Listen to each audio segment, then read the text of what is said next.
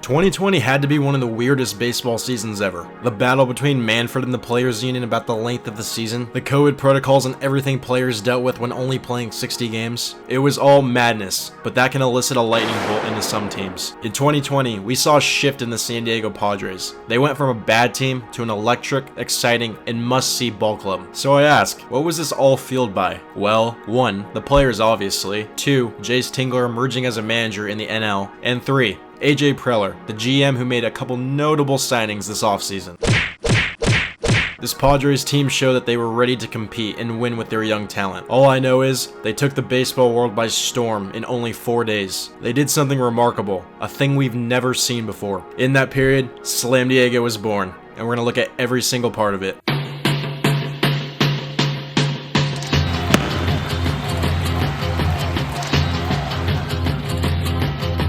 So in 2020, the Pods were having a decent start to their 60-game season. Their first 23 games were all played against NL West teams, but they saw themselves losing 5 consecutive games and being swept by the D-backs to finish out those last division games. They were struggling, but they had a chance to turn it around on a road trip to Texas on August 17th as an 11-12 ball club. I'm not going to talk about the Rangers as much as I like Joey Gallo's majestic home runs. Let's just get to the action. So again, it's August 17th and we're in Texas. The Pods are leading this game 10-3 in the 8th with Juan Nicasio on the mound. But in this game, the Pods were hitting tanks, and Tatis went deep in the 7th to give the Pods that 7-run lead. Pretty comfortable, right? Little does Juan Nicasio know, they want to have some more fun. Why not? Profar leads off the 8th for the Pods and he chops a single down the third base line as the Rangers had the shift on. Leadoff hitters on, that's what you want. Josh Naylor comes up next and he draws a walk. Profar moves over to second and he's now in scoring position. Hedges is at bat now and he gets a 3-1 fastball, but he misses it and pops it up for out number 1. But then Nicasio walks Trent Grisham on a close full count pitch to load him up. You probably have an idea of who's coming up as Nicasio is thinking, what the hell have I just done? Yep, you guessed it, it's Tatis, and let me tell you, this is about to be fun. First pitch, Nicasio misses in the dirt, 1-0. He tries the breaking ball in the dirt again, but Tatis isn't fishing, it's 2-0. Third pitch, the fastball is outside, and it's 3-0 now. Nicasio can't throw a strike, yet he has to come in. It's 3-0 and they're loaded. What does Fernando decide to do on 3-0? Watch this. He sends a dinger out to right for the slam, only with an exit velocity of 109.8 miles per hour. Chris Woodward is losing his mind in the dugout, but forget him. This is exactly what we need in MLB. Swagger and hitters who are not afraid to do that. Are the Pods comfortable now? I don't know, as Woodward comes out to pull Nicasio. It's all smiles in the Pods dugout, but watch what the Rangers do next. The new pitcher Woodward puts in, throws behind Machado, all because Tatis swung on 3-0. Tatis is drinking his water thinking, did I really cause this by being good at baseball? Chris Woodward definitely told the pitcher to throw behind Machado, which is not cool at all. That is such a joke, but the Pods would end up closing out the game in the 9th for the win. Tatis is the hero as day 1 of Slam Diego is in the books. On to the next day, August 18th in Arlington. You think the Pods remember Manny getting thrown at yesterday? I sure do, and I think they want to attack the pitcher early. Mike Minor's on the hill for Texas, and he'll face the 1-2-3 of the Pods here in the first inning. Grisham leads off lefty versus lefty and slaps a chopper to third. Todd Frazier makes a barehanded play, but Grisham is too fast and beats it out. Tatis Jr. bats second. He drills a ball through the left side for a single, and the Pods are now in business. Machado then comes up and fights off that pitch at the hands with a line drive to right, and the bags are full once again. Hosmer's got a chance to do some damage, but he taps that ball out to Minor, who leaps and makes a really good play, and he gets Grisham with the force out at home for out number 1. Minor's able to get Ty France to strike out swinging, and he's an out away from escaping this jam. So it's all up to Will Myers. First pitch, Minor misses outside for ball 1. Next offering is low, and Myers has a hitter's count now. 2-0 pitch, Minor gets a gift with that called strike to make it 2-1. Next pitch, Myers whiffs on that 93 mile per hour fastball, and it's 2-2. Myers doesn't need batting gloves as he rubs his hands with dirt. Do you think that helped at all? Watch this.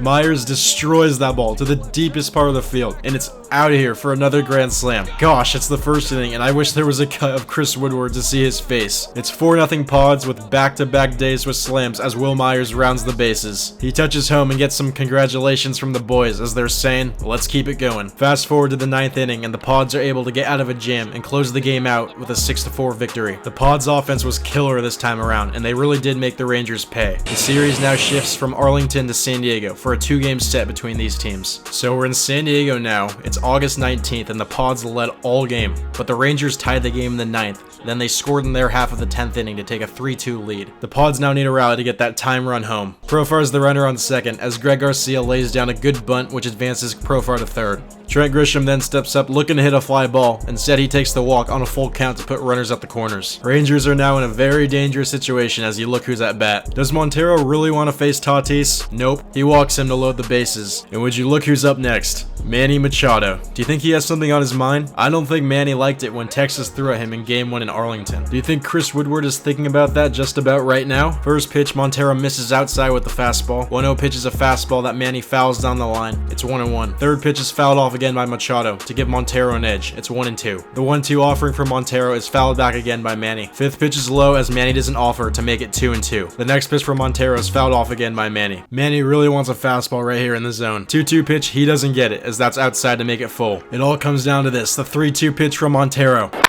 Manny hits a deep one to left. Back.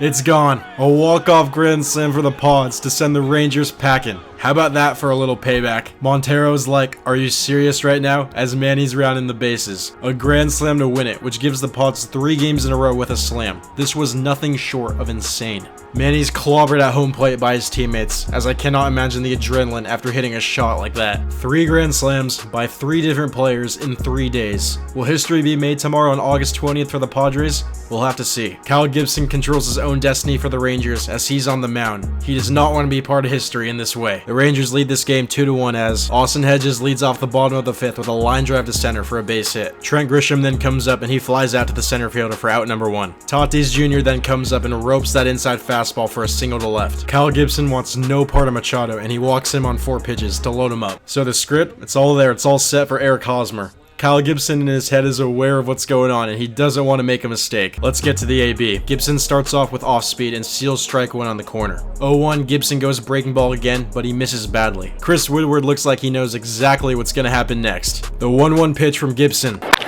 Hosmer rips that pitch to right. It's going, it's gone. Another grand slam. The Padres set the record of 4 grand slams in 4 consecutive games. The record was previously held by the Cleveland Spiders back in 1895, which the Pods had tied. Hosmer touches home plate as his name is etched in baseball history. The Pods dugout celebrations never get old as they all had the time of their life on this streak. Jake Cronenworth would come up in the 10th inning and end this game with a walk-off single to sweep the Rangers. It was a 4 days that I don't know will ever be matched in baseball history ever again. Unfortunately, the Pods' streak of grand slams in a row may have ended after this day, but who was the one who just hit that walk-off single? Oh yeah, Jake Cronenworth. Well, 2 days later, another grand slam for the Padres. Slam Diego is one of the biggest stories of the 2020 season, and I couldn't think of a better team to do it. The future is bright in San Diego, and they are only going up from here. Hopefully with some extra slams for all of us to watch. That was pretty fucking awesome.